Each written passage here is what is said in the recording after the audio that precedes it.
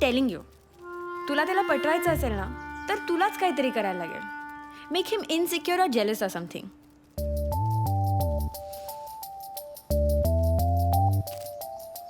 तू त्याला सांग तुला कोणीतरी प्रपोज केलंय. प्लीज उगाच गोळ नको घालूस. अगं जाई प्लीज माझं डोकं नको फिरवूस. मग बस रडत. इतकी मस्त आयडिया सांगितली. आई ना थोडी प्रेडिक्टेबल आहे पण मुलं अडकतात. Take my word.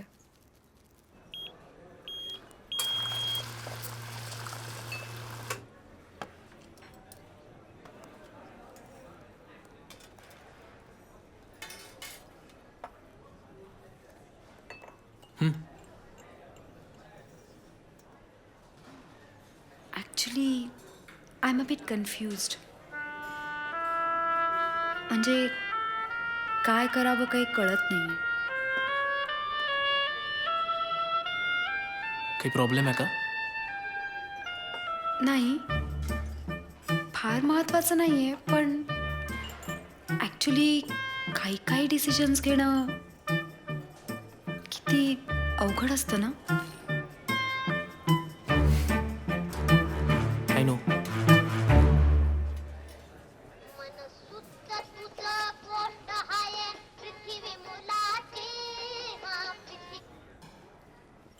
जाई काही झालंय का?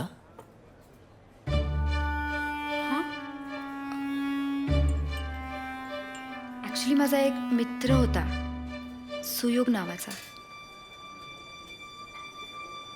कॉलेजमध्ये आम्ही एकत्र होतो. And he propose me.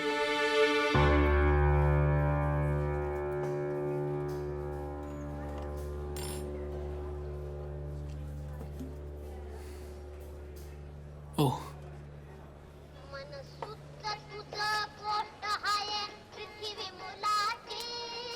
अगं घे फोन. मी जाऊ का इन केस तुला? नाही, इट्स ओके. हा सुयोग बोल. आपण बोलू ना त्याबद्दल नंतर. आत्ता बरी आहेस ना ग? मी तुला नंतर कॉल करते. Okay, bye.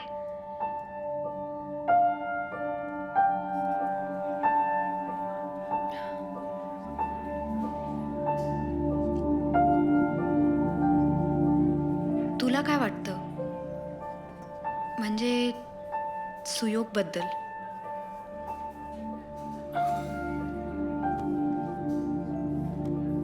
तुम्ही दोघं कॉलेजमध्ये एकत्र होतात ना, म्हणजे एकमेकांना चांगलं ओळखत असालच.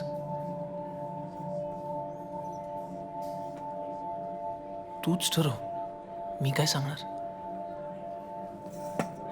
कोणी तुला म्हणालंय की नाही मला माहीत नाही. हा जो तुझा स्वभाव आहे ना न बोलण्याचा, इट्स रिअली अनोइंग. हे बघ, तसं काही कोणाचंही कोणाशिवाय अडत बिडत नाही. मित्रांना, घरच्यांना, ऑफिसमध्ये आपली गरज आहे असा आपला समज असतो. तसंच रिलेशनशिप नाही वर्कआउट झाली तर काही मारायला बिरायला नाही होत. फक्त गंमत हरवते.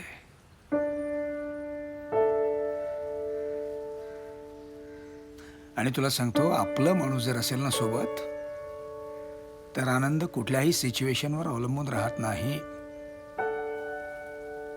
आता बघ, म्हणजे तुला कमी आनंदात जगायचं आहे की जास्त, हे तू ठरव.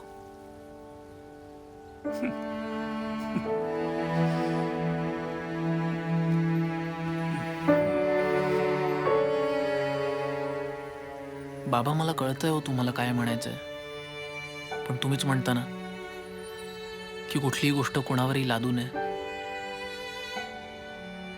मग आता ती जर दुसऱ्या कोणाचा विचार करत असेल तर तो तिचा डिसिजन असेल ना, नाही का? तिला मी जर हवा असेल तर. तिला तू हवा असलास तर तुला ती नकोय का? कशावर दुसरा मुलगा वगैरे?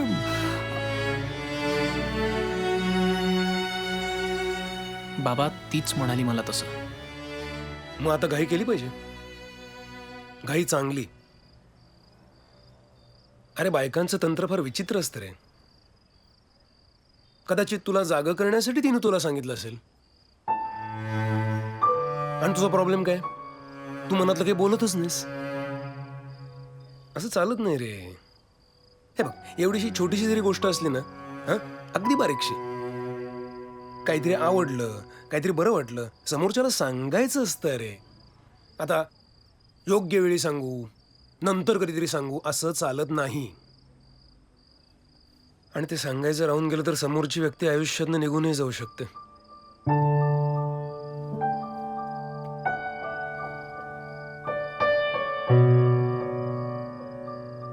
नाहक है गिला हमसे, बेजा है शिकायत भी.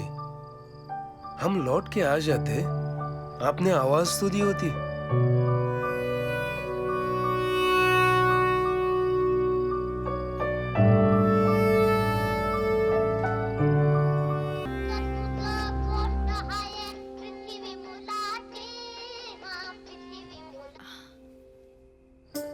हॅलो. हॅलो. हाय. काही नाही, सहजच केला होता फोन. उद्या भेटायचं का आपण? बिझी आहेस का उद्या? मी नाही, तसं नाही. ओके, मी येईन. ओके, मग भेटूयात उद्या संध्याकाळी कॅफेमध्ये 5:30. I will be waiting. Okay.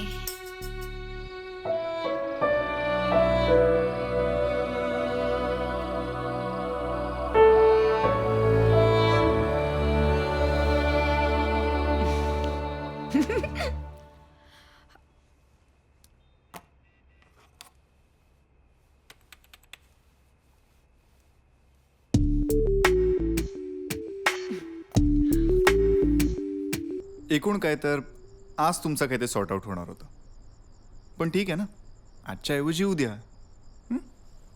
आजच नाही, आजच. हं? चल लवकर. ए जाई, अगं वेडी आहेस का तू? वाट बघून गेला असेल तू. असेल तू चॅलेंज. चल लवकर. सरकारला त्यांच्या कुठल्याही डिपार्टमेंटकडनं काहीही एक्सपेक्टेड नाहीये. काय झाल्या का गप्पा? नुसतं बसून कंटाळा आला ना, म्हटलं फिरून येऊया जरा. हां. आईस्क्रीम घेऊन येतो येताना. ब्लॅक करंट आण माझ्यासाठी. फॅमिली पॅकच आहे. हं? बाबा. येतो. आणि काय झालंय, त्या अमेरिका आणि युरोपचं अर्थकारण ढासळल्यापासून